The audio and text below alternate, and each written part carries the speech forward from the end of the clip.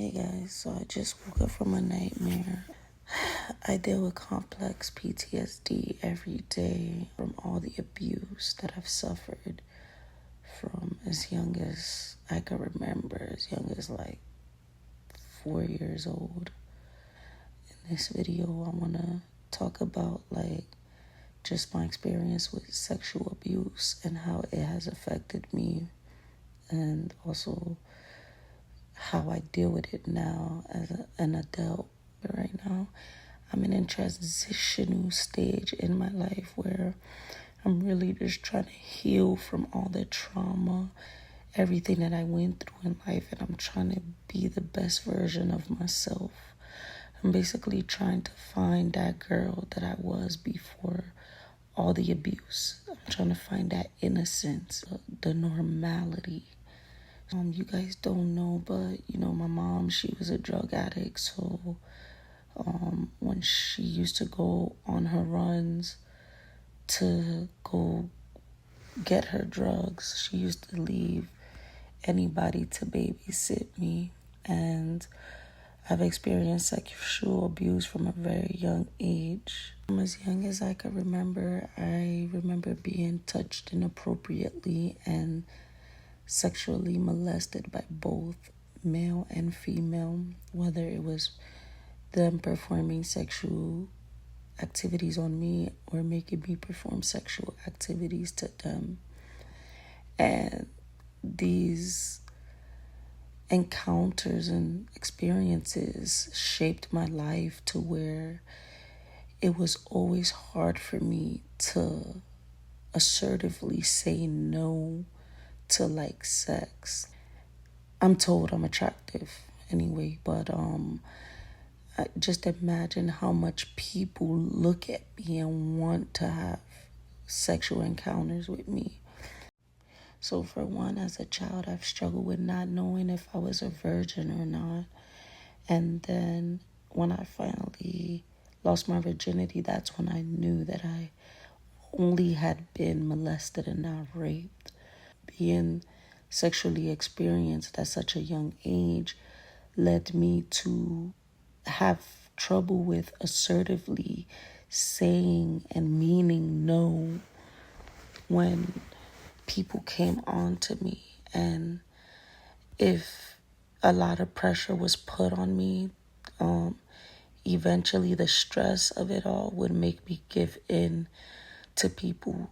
So I've had sex majority of my life with people that I didn't want to have sex with. It was just the stress or pressure or me saying no, not assertively, and the communication not being reciprocated by others.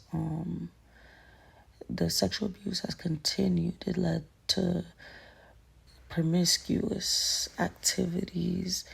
Later on in my life, I ended up basically using my body as a way to get needs and wants. It also led to me actually being raped more than once.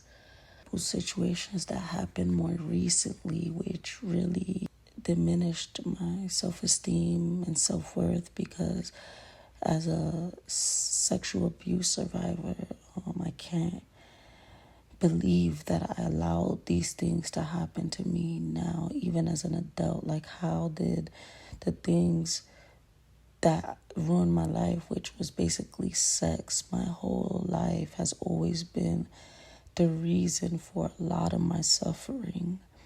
And how did I allow it to happen to me now at an older age where I should have more self-control and make better decisions by now, So I'm still healing from all of that.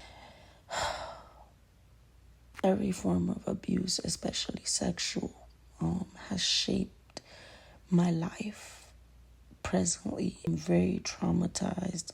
I'm very overprotective over my kids. I don't trust anyone around them, honestly. And when they're gone away from me, I go through anxiety because I'm wondering, Like, I know from experience that anyone can be a pedophile, and I didn't speak up about it until later on in my life. So I know that a kid could be going through it and not fully process it, so they hold it in.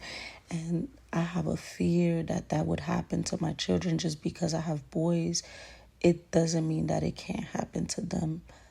It affects my financial situations a lot because I don't even trust the babysitter, honestly. And so, therefore, I'm not able to really move how I want because my kids' safety means more to me.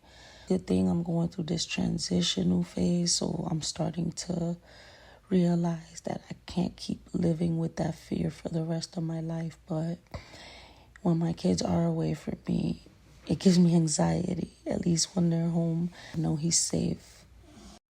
Also, my view on men sucks. I honestly look at men like just a different creature, predators to be afraid of. Like, most men, they're just like do weird stuff, you know. So my love life sucks because I just don't trust anyone to let anyone in. Again, I've been abused emotionally, physically, mentally, verbally, in every way. Physically, you know, it's just like, I don't know, I'm overstimulated with like PTSD. I'm not able to build with anyone anymore at this point in my life. And I don't even crave sexual intimacy or at all. Like, I crave intimacy, but not the sexual part. You know, I even until this day, you know, I deal with men who make it clear that they're attracted to me and stuff. And, you know, I try not to get offended because I know that I'm easy on the eyes, and I know that, you know, it's in a man's nature to be attracted to women. But I honestly don't think that I can ever trust another man at this point. And I'm just really trying to heal from it all right now. I'm trying to heal. So it's not my first time practicing celibacy. The last time I practiced celibacy, it actually got ruined by another unpleasant experience. So yeah, like I can't even tell you how long I've been celibate at this point. It's been, I guess, a couple months. And I also realized that a part of the trauma is like I'm never satisfied when I do have sexual intimacy with someone, or it's never like satisfying.